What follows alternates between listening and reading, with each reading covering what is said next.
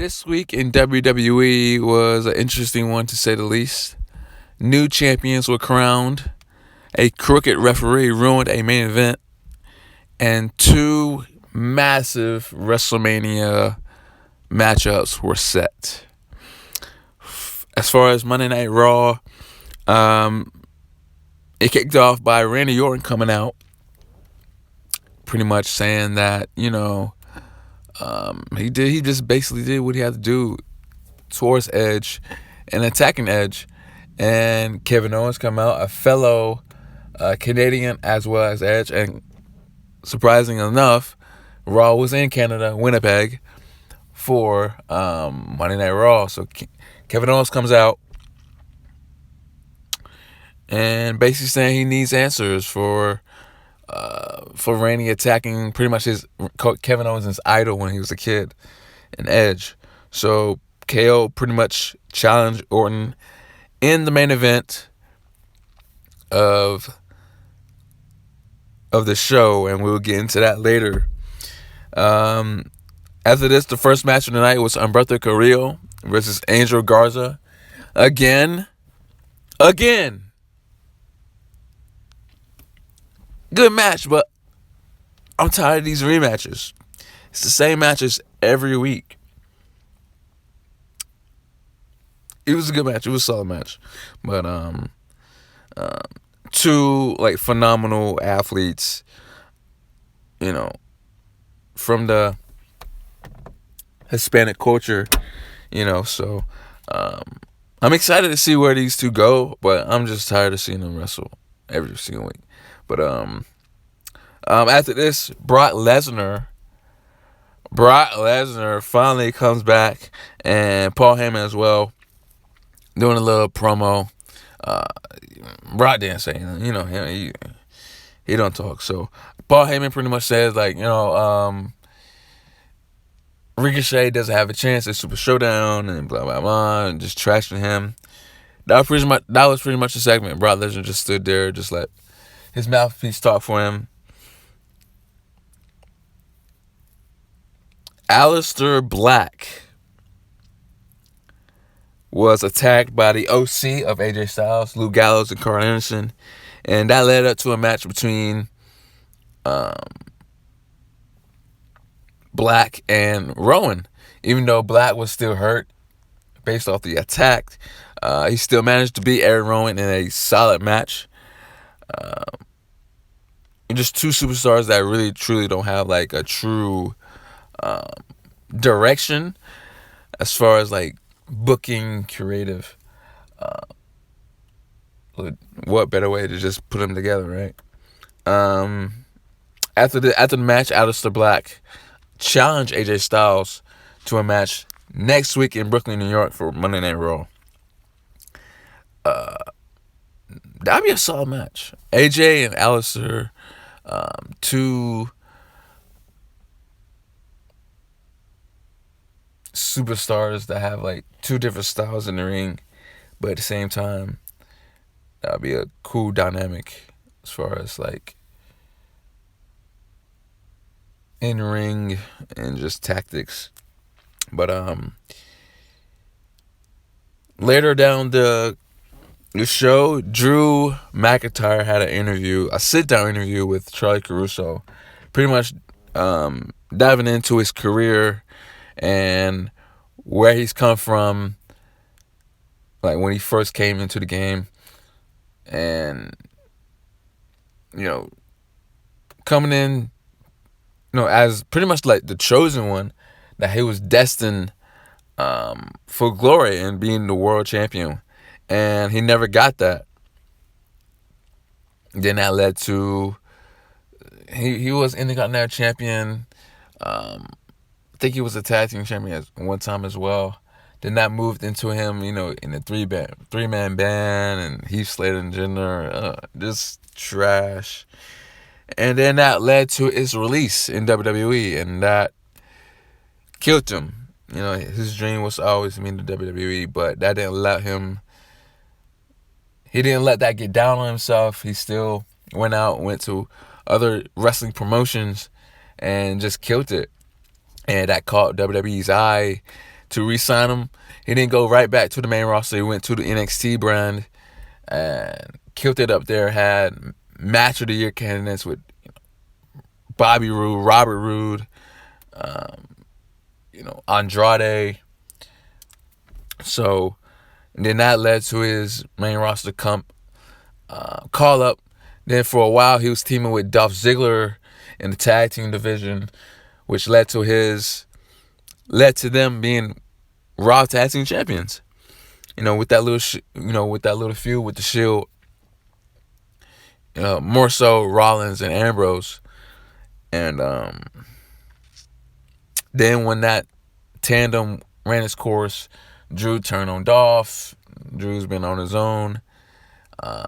He was still dealing with and feuding with the Shield.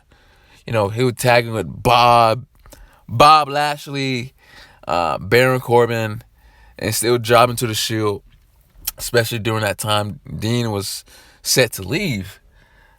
He was still jobbing. But and for a while, and then jobbed to Roman Reigns at WrestleMania 35.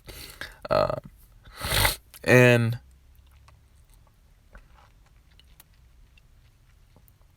for a while, he was just doing his own little thing and not really have any true direction. And now with the Royal Rumble and him winning, not only winning, but eliminating Brock Lesnar in the process, this whole entire interview showed raw and true emotion, and just another way to get the crowd on his side as a babyface. So I thought it was good. I thought it was good to show him that side, and it's pretty solid. It's pretty solid. Later down the card, it was the women's chamber contract signing. And the only reason this is on here is because of Shayna Baszler, and the eventual match between her and Becky Lynch at WrestleMania for the Raw Women's title. Because there's no way anybody else is going to win this chamber match outside of Baszler. You have Shayna Baszler, you have Asuka, Natalya, and the entire Riot Squad, even though they're not together anymore. Ruby Riott, the returning Ruby Riott, Liv Morgan, and Sarah Logan. Now, Sarah Logan has no chance of winning this because she's done nothing but job to Charlotte and nothing to that nature. Ruby Riott and Liv Morgan, Ruby attacked Liv, so they're going to continue that little thing. So I think they're going to eliminate each other in some sense. So then that leads to Natalya, Baszler, and Asuka. Natalya hasn't really been doing anything lately but lose to Kairi Sane or Asuka. And then that leads to Asuka and Baszler. Asuka is still, even if she does lose this match, she's still a women's tag team champion. So it doesn't really matter if she loses this match or not. So it all side based off the promos, just the face-offs and what happened Monday night, the brawl between all women. It's gonna be Baszler and Becky. So Montez Ford had a match against Seth Rollins, the Monday Night Messiah, Seth Rollins. This is pretty much like a showing for Ford and see what he can do in the singles division. Montez Ford is a part of the Street Profits with Angelo Dawkins. And before this match, it was Dawkins and Murphy. Just Murphy, Buddy Murphy. Now he's just Murphy. You know what I'm saying? Whatever. Ford had a good showing in this match. at Super Showdown, it was a tag team title match, a Raw tag team title match between Rollins and Murphy and Street Profits. So they just had one-on-one matches on Raw just to see who's the team that gets the one up on the other. And Montez did pretty good. I've always thought he had amazing athleticism and just prowess. So it's interesting to see where this puts him on like the pedestal as far as him possibly moving forward in the singles division.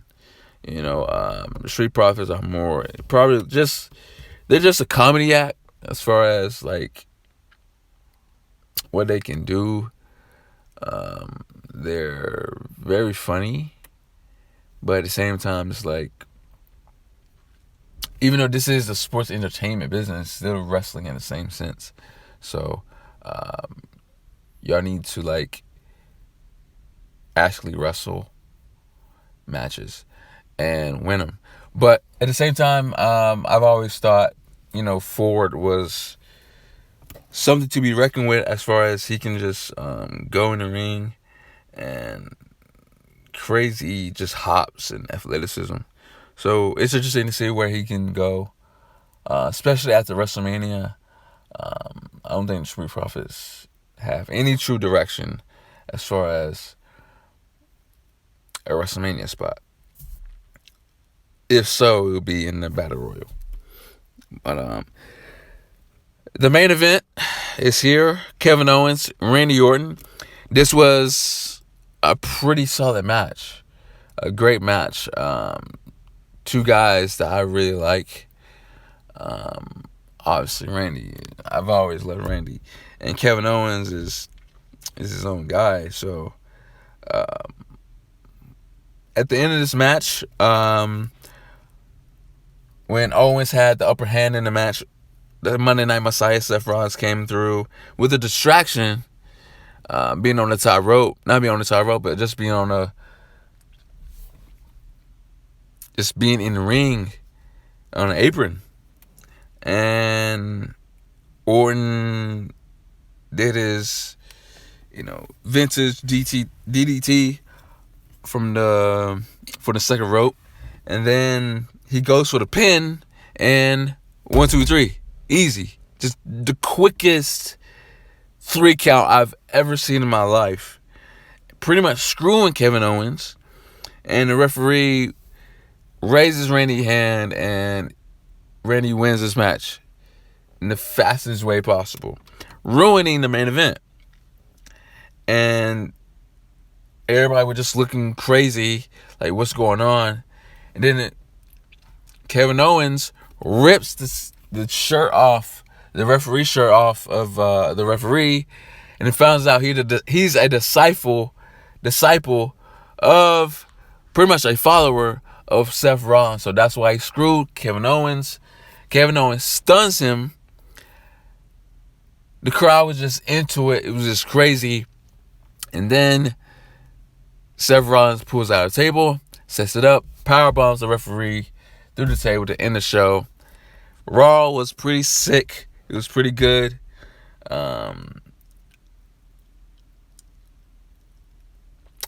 Like outside of like a few things, Truth and Bob and Truth, that match was, it was alright. But outside of that, man, it was a pretty solid show.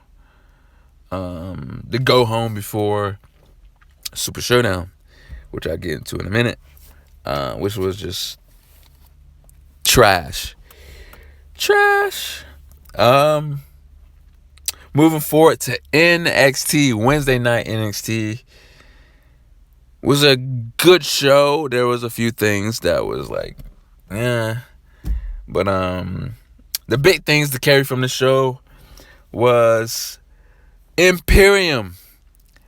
Imperium attacked the Prince, Finn Balor. Now, in my earlier video about, NXT, NXT, Finn Balor just got off with one of the biggest wins in his career, defeating Johnny Gargano, and now we're just coming up with like solutions or just questioning like what's next for Finn Balor. He had his little time on the main roster, didn't do so well. Now with this move at NXT, he's just going crazy and just flourishing. After defeating a handful of guys, like what is next for Finn Balor? So Finn Balor was set for a promo, I guess, with a little segment, and he wasn't even able to get into the ring because he was attacked by Imperium members Fabian and Martel. And this is just a little showdown, an eventual showdown between water. It's not water, it's water. Water and Finn Balor, ultimately probably going to be at the TakeOver Tampa the night before WrestleMania. And I'm looking forward to it. That, two guys that I really enjoy within the NXT brands, UK and the one in USA. So, that'll be a cool dynamic. That'll be a cool dynamic and interesting to see.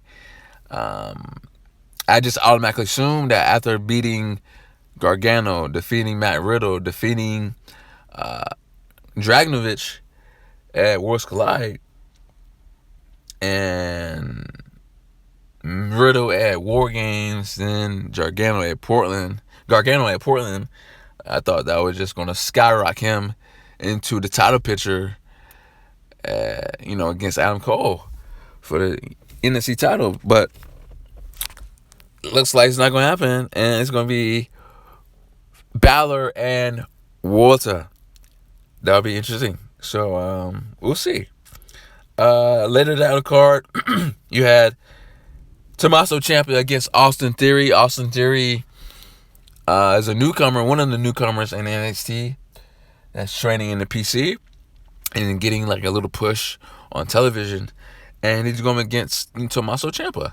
Now, earlier, last week, they had a little interaction, and I think either Austin threw out the challenge or Ciampa. And this week is the match. And it was a good match. Obviously, Tommaso was going to win this. He's one of the hottest things going in NXT right now, even though he took an L at NXT Portland TakeOver. But Ciampa does win this match, and he wasn't even able to celebrate because Gargano attacks him viciously, and just furthering that storyline between him and Ciampa. Like I said at NXT Portland, Gargano used the title, hit Ciampa with the title to ruin Ciampa's chances of getting the title against Adam Cole. And in the main event, it was Charlotte Flair making her return back to NXT after 3, 4, 5, 6 years, and against the EST of NXT, Bianca Belair. Very good match for what it was. Flair wins this match, furthering the chances that Bianca will not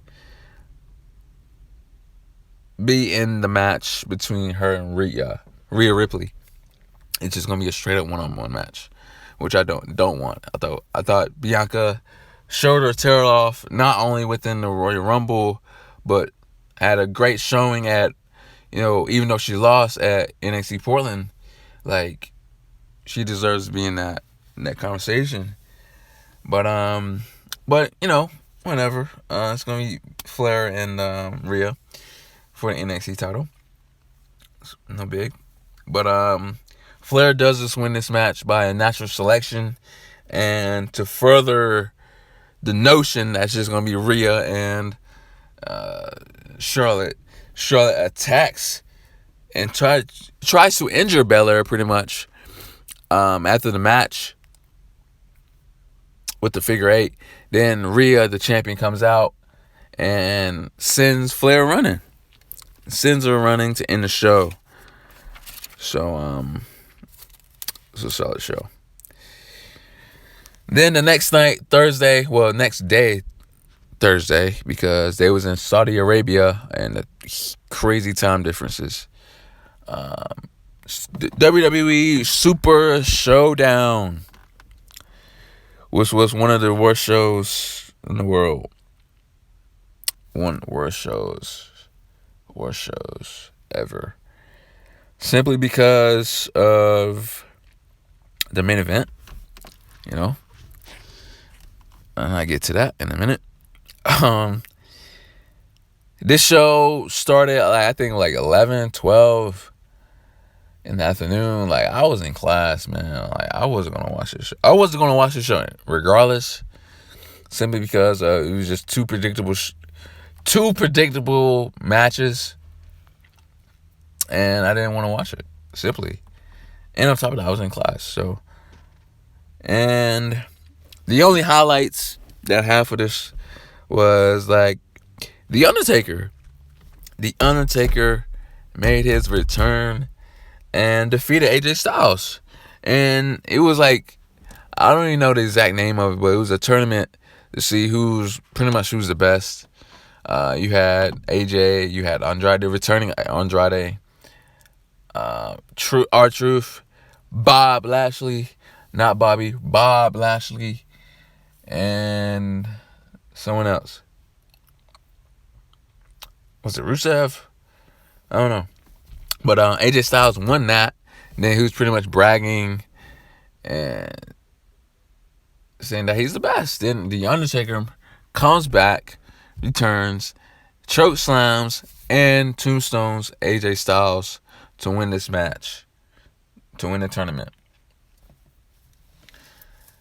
Now, there have been rumblings about, AJ possibly facing The Undertaker at WrestleMania. And this only furthers that notion that it's going to be them two at WrestleMania. Now, I am excited about this match. However, I'm just at a point where Undertaker just needs to be done. You know what I'm saying? That match between him and Roman at WrestleMania 33, that send-off after the match, I thought that was the perfect way to just end your career. But he comes back and just have these horrible matches. They had the match between, DX and Brothers of Destruction, Shawn Michaels, Triple H, Taker, and King. Horrible match. Him and Goldberg in another Saudi Arabia match. Horrible match. It was him and WrestleMania 34. WrestleMania 34 was him and John had that little thing. It wasn't even a true match. Undertaker just squashed him pretty much. Then WrestleMania 35, he doesn't have a match at all. Then 36, now he's coming back again to have a match with AJ Styles. Man, hopefully this is his last match ever. I love Taker. He's the GOAT, in my opinion. He's the greatest of all time for me. But, it's just not the same anymore for me. But, yeah. It's going to be a good match, man. Any match AJ Styles in against anybody, he's going to make him good. So, AJ's going to make him look good. So, The Miz and The Miz and John Morrison does win the tag team titles, which I predicted, and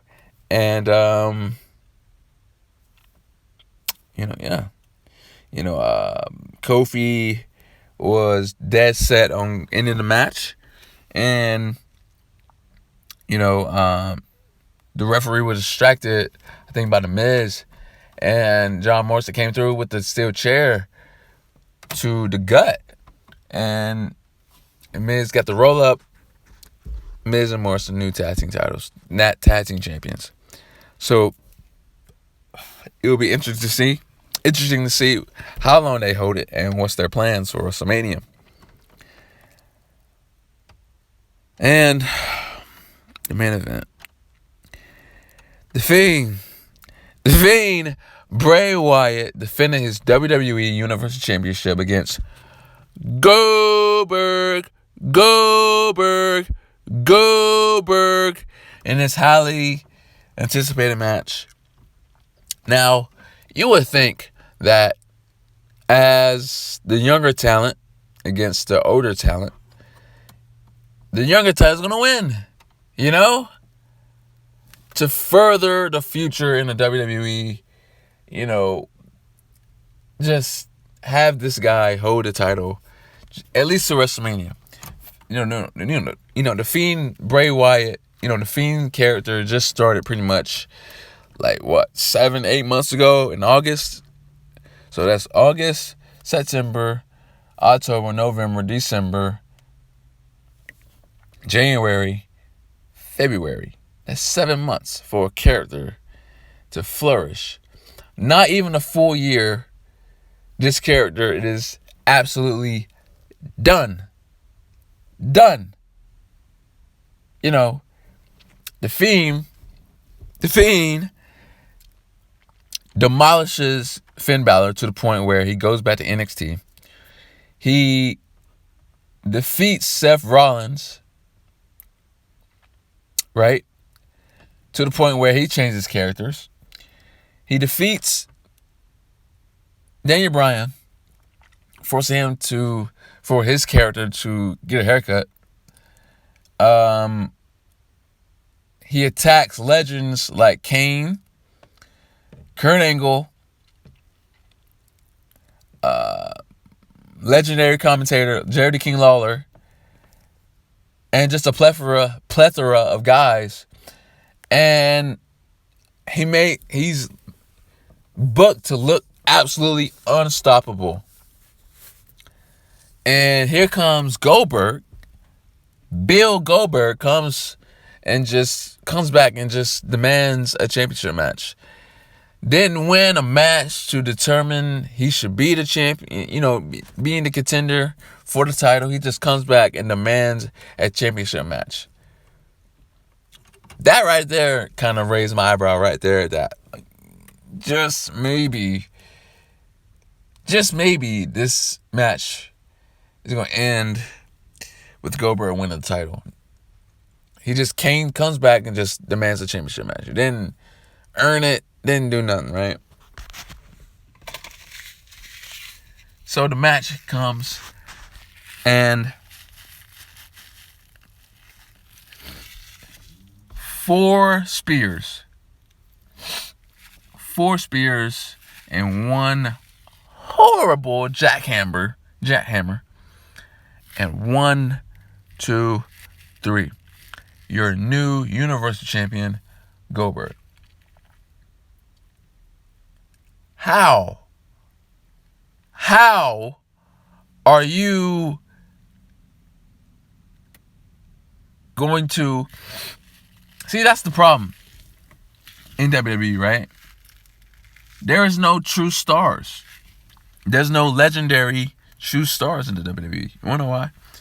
Because you build up a character and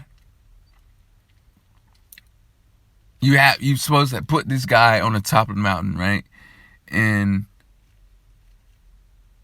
he loses to someone that paid their dues, someone that from the past.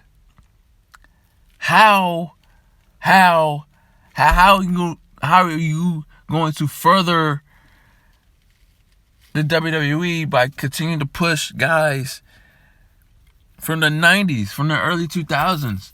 It's 2020.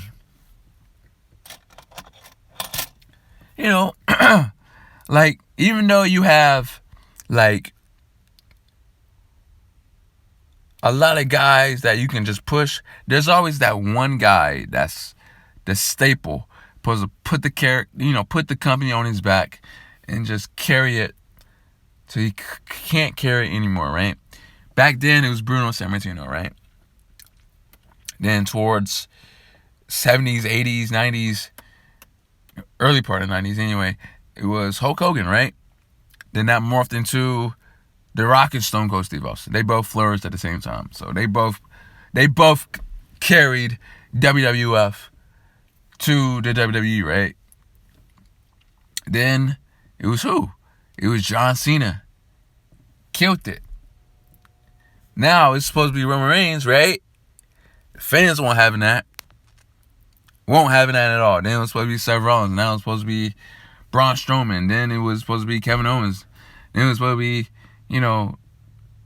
whoever. See, the reason why there is no definitive, just superstar is because you continue to bring back these old guys. No offense, I love Goldberg. I love Brock. Well, I don't love Brock Lesnar. He's okay. You continue to bring these people back to have one last hurrah and defeat these young guys every time. Every single time. And you see why the fans trash a product.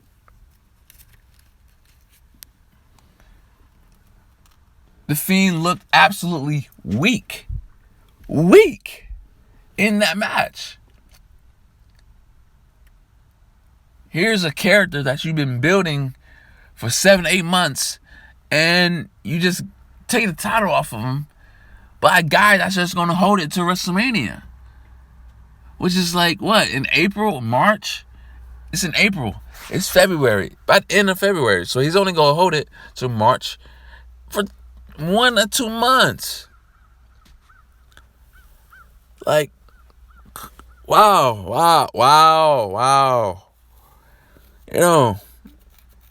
It's crazy, man. I'm just done. And speaking of, since we're talking about Goldberg, excuse me. SmackDown starts off with Goldberg coming out pretty much saying, who's next? Who's next? Who's next? And then the big dog, Roman Reigns comes and pretty much says he's next. So it's going to be Goldberg, Roman Reigns at WrestleMania for the Universal title. Spear versus Spear. Old cat, new cat. Roman Reigns going to win this match. Roman Reigns going to win this match. Anyway, The Miz and Morrison had a match against the Usos. And before this match, it was announced that it was going to be a 6 tag team elimination chamber match for the SmackDown tag team titles. It's going to be Miz and Morrison defending their titles against the Usos, Lucha House Party, The New Day, Heavy Machinery, and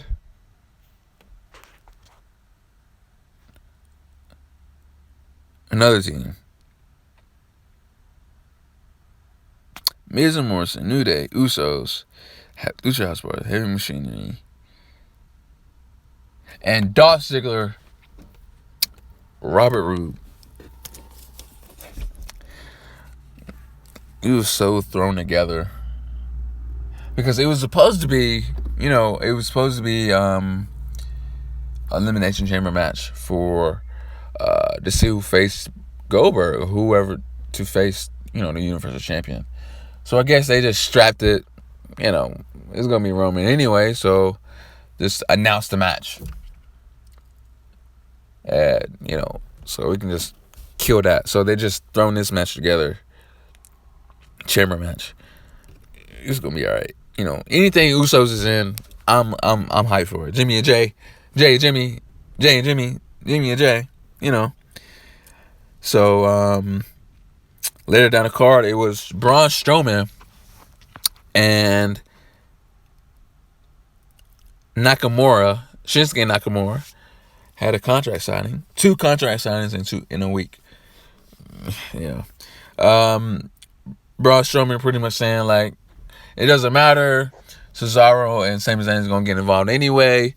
You might as well be a 3-on-1. Just jokingly saying that, right? And he signs the contract. And Sami Zayn say, what? Huh?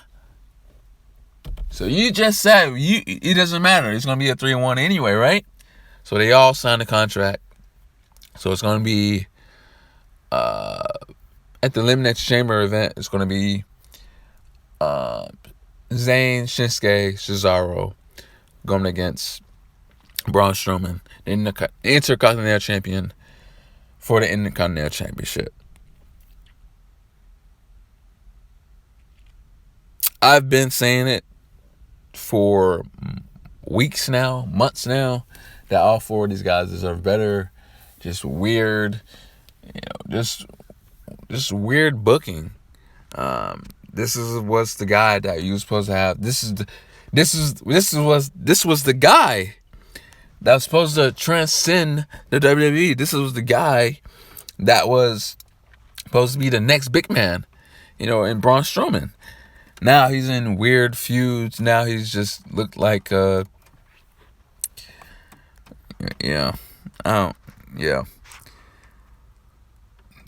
week.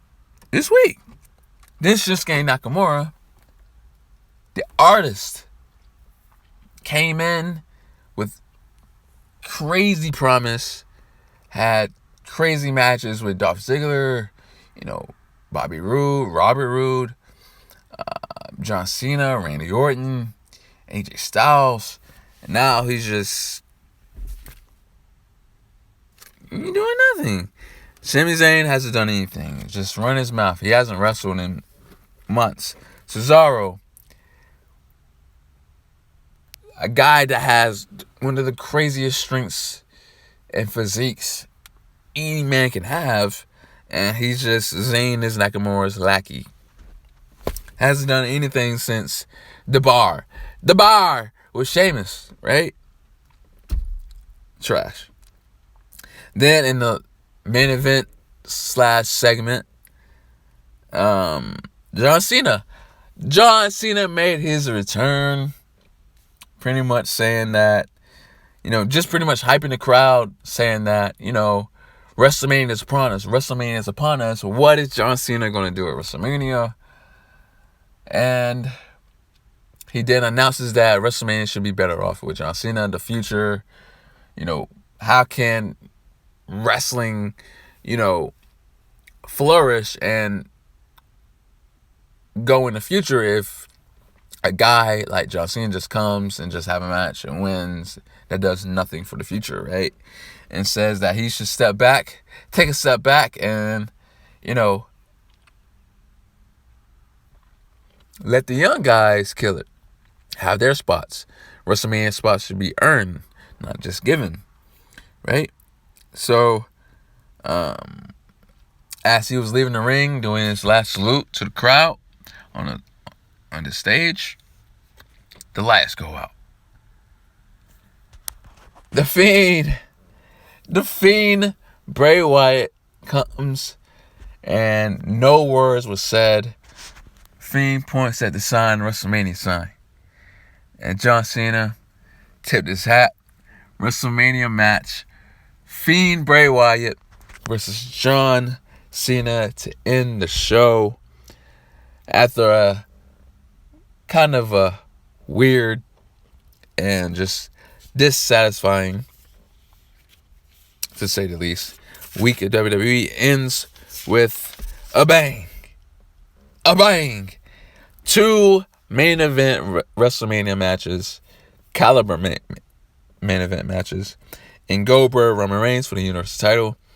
Then The Fiend, Bray Wyatt versus John Cena. I'm excited for it, and we'll see what happens.